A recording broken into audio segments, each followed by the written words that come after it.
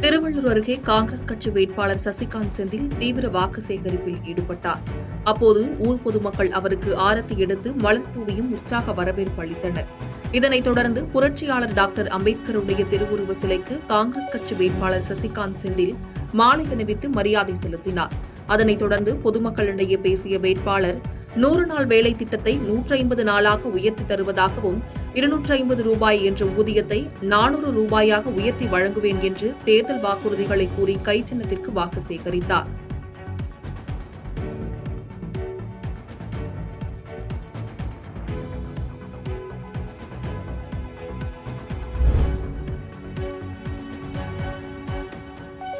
நாடாளுமன்ற தேர்தலை முன்னிட்டு தேர்தல் பறக்கும் படை அதிகாரிகள் பல்வேறு இடங்களில் தீவிர சோதனையில் ஈடுபட்டு வருகின்றனர்.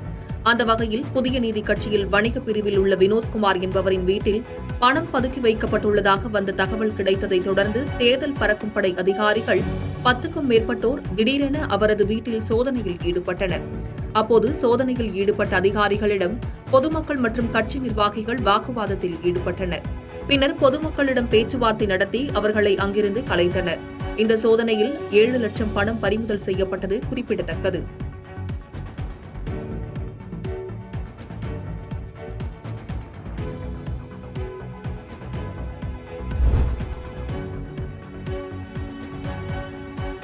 தருமபுரி நாடாளுமன்ற தொகுதியின் அதிமுக வேட்பாளர் மருத்துவர் அசோகனை ஆதரித்து முன்னாள் அமைச்சர் முல்லைவேந்தன் அரூரில் பிரச்சாரம் செய்துள்ளார்.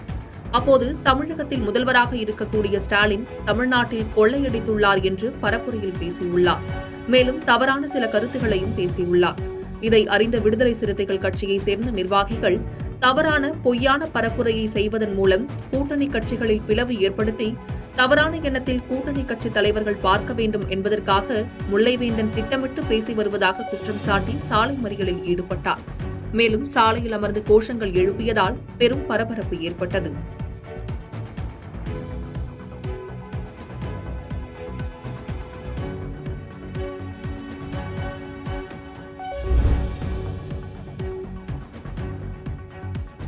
வேலூர் மாவட்டம் குடியாத்தம் புதிய பேருந்து நிலையம் அருகே உள்ள ராஜகணபதி நகரில் தங்கும் விடுதி உள்ளது.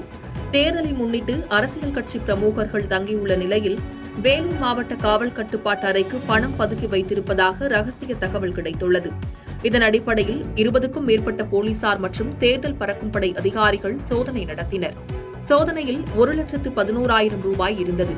மேலும் பாரதிய ஜனதா கட்சியின் கூட்டணியான புதிய நீதி கட்சி சார்பில் போட்டியிடும் ஏசி சண்முகத்திற்கு வாக்களிக்க கோரி துண்டு பிரசுரங்களும் குடியாத்தம் சட்டமன்ற தொகுதிக்கான வாக்காளர் பட்டியலும் இருந்துள்ளது. இதனையடுத்து கோபிச்செட்டிப்பாளையத்தைச் சேர்ந்த அதிமுக தலைமை கழக பேச்சாளர் கோபி காளிதாஸ் தங்கியிருந்த அறையிலும் 65,000 ரூபாய் இருந்தது. இதனை கைப்பற்றி காவல்துறையினர் எடுத்து சென்றனர். இந்த திடீர் சோதனை விடுதியில் தங்கியிருந்தோர் மத்தியில் பெரும் பரபரப்பை ஏற்படுத்தியது.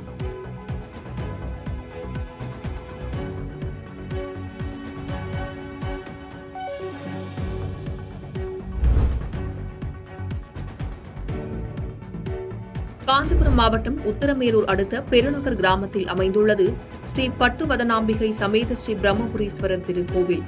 தமிழ் வருட பிறப்பை ஒட்டி அதிகாலை 3 மணிக்கு உற்சவர் பிரம்மபுரீஸ்வரர் உள்ளிட்ட அனைத்து தெய்வங்களுக்கும் சிறப்பு அபிஷேகம் நடைபெற்றது. இதனைத் தொடர்ந்து 200க்கும் மேற்பட்ட சிவ மேளவாத்தியங்கள் முழங்க, மயிலாட்டம், தப்பாட்டம், பறை இசை என பல்வேறு வகையில் வாத்தியங்கள் முழங்க திருக்கோவில் ராஜகோபுரம் அருகே எழுந்தருளி சிறப்பு தீபாராதனை நடைபெற்றது. விழாவில் கலந்து கொண்ட அனைவருக்கும் அன்னப்பிரசாதம் வழங்கப்பட்டது.